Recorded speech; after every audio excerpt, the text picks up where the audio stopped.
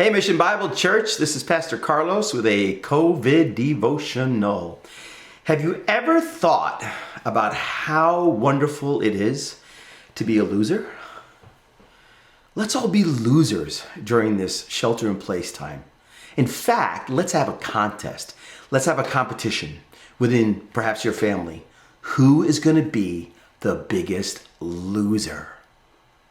What do you think? It doesn't sound very appealing, does it? We Americans don't like to lose. Most of us are just competitive by nature. And the idea of losing or being a loser, it's probably not something that we aspire to.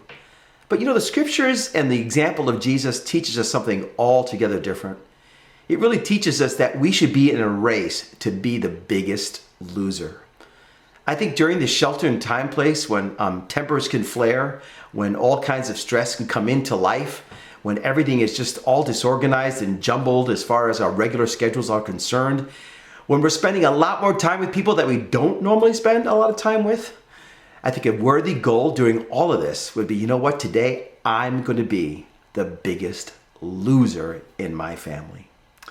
I want you to listen to the words that the Apostle John wrote in his story about Jesus. Before the Passover celebration, Jesus knew that his hour had come to leave this world and return to his Father. He had loved his disciples during his ministry on earth, and now he loved them to the very end. And then down to verse 4. So he got up from the table, took off his robe, wrapped a towel around his waist, and poured water into a basin. Then he began to wash the disciples' feet, drying them with the towel he had around him. The King, the Messiah, Jesus the Lord, showing the full extent of his love for his friends by getting down on a dirty, dusty floor and washing their feet. From the world's perspective, Jesus probably would be defined as a loser. Someone who washes someone else's feet is normally not what we define as someone who's a winner, successful, or someone to aspire to. I think Jesus demonstrates for us an attitude that we are to have towards one another as Christians.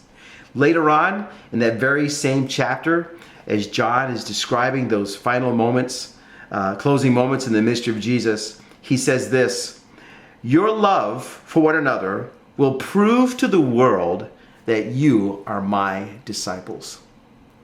By its very definition, love is giving. It has nothing to do with taking. And so I'm just encouraging all of us to think during this time of how we could be the biggest losers in our families, in our marriage, with our neighbors, coworkers, whatever context you're in. I think Jesus is calling us to lose the most important thing we can lose in life. That is a focus on ourselves. The Apostle Paul picks up this theme in Philippians. He says, you must have this attitude. And I think this is an attitude of just becoming a loser. Have the same attitude that Christ Jesus had. Though he was God, he did not think of equality with God as something to cling to. Instead, he gave up his divine privileges. He took the humble position of a slave and was born as a human being. When he appeared in human form, he humbled himself in obedience to God and died a criminal's death on a cross. I'm challenging you to be a loser in your family and marriage. Wherever God puts you, be willing to give up your rights, the idea that you think you have rights, and see what life will look like when you find yourself being other-centered and giving away your life for the sake of someone else. God bless. Talk to you soon.